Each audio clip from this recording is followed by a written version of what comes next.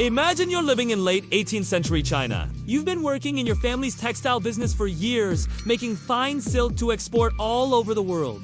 But recently, things have been changing. New machines are starting to show up in town, machines that can weave cloth far faster than any human weaver could. Soon enough, those machines take over your job and put you out of work. Where do you go from here? For some Chinese workers, the answer was overseas. To places like the Americas or Europe, where new mines and plantations needed people to work them. But for others, there was only one direction: into the sprawling cities, swelling their ranks with desperate, newly unemployed laborers. But there were no jobs for them, and so began the world's first major homeless crisis. Welcome to my channel. Today, we're going to be answering a fun little historical question. What if the Industrial Revolution started in China? Now, this is a complicated question, but before we get into it, I need to answer a much simpler one. What exactly is the Industrial Revolution? Well, it's that time when production methods shifted from hand tools and human power to machines, powered by things like steam and later electricity. Now, historians debate exactly when the Industrial Revolution started and ended, but in general, it's considered to have taken place between roughly 1750 and 1850. It started in Great Britain and spread from there. But why did it start in Britain and not China, considering that China was technically more advanced at the time?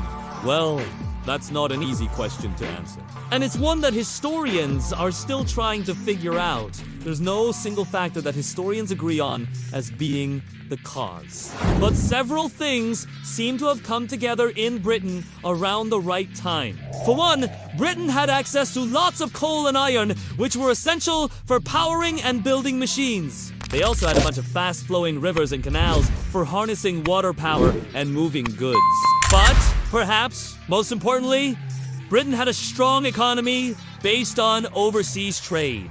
They were getting rich importing raw materials from all over the world, like cotton from India and America, wool from Spain and Portugal, and above all, sugar from the Caribbean. These raw materials fueled Britain's textile industry, which was the first sector to industrialize. Now, these factors all came together in China too, but they didn't have the same effect there. Perhaps most importantly, China's economy was largely self-sufficient. They didn't depend on importing raw materials from other parts of the world to fuel their industries. Unlike Britain, who depended on the riches of their empire to keep their factories running, this isn't to say that China wasn't involved in international trade. Of course they were. The Chinese had been trading with the outside world for centuries. But while British merchants were busy amassing fortunes in distant lands, Chinese merchants were mostly focused on local trade. The Chinese had plenty of coal and iron too, but they weren't using either of them in the same way that the British were. Coal was seen as a waste product, something that was mined alongside iron ore and then just thrown away.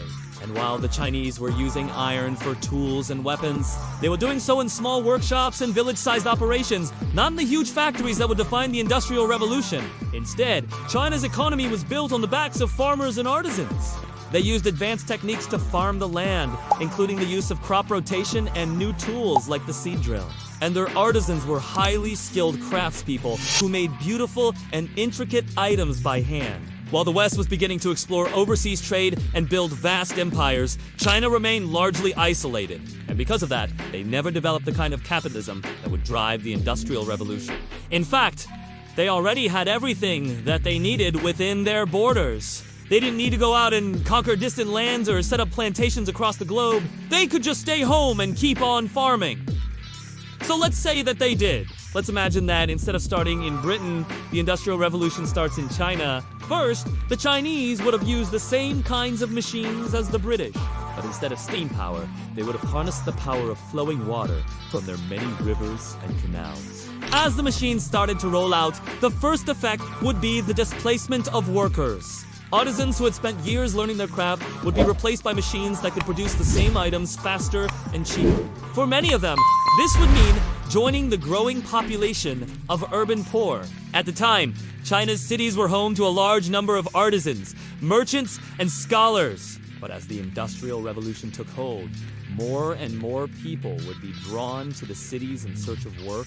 The problem was, there simply wouldn't be any work for them. So we would see the emergence of the first megaslums. We don't know exactly what these slums would have looked like, but it's safe to say that they would have been crowded and unsanitary. Living conditions for the urban poor were bad in 18th century China, and they would likely get worse, as more and more people were driven into the cities by the changes brought by the Industrial Revolution. As the factories grew in size and number, the demand for labor would pull even more people into the cities.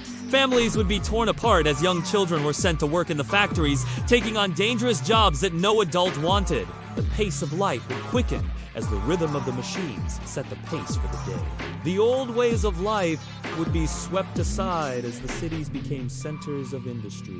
As all of this was happening, the Chinese government would likely try to keep control over the changes. But the Industrial Revolution was a wild card that no government was prepared for. The ruling class would try to keep the peace by building parks and public works projects to employ the growing number of unemployed. But as the cities became more and more crowded, these measures would become less and less effective.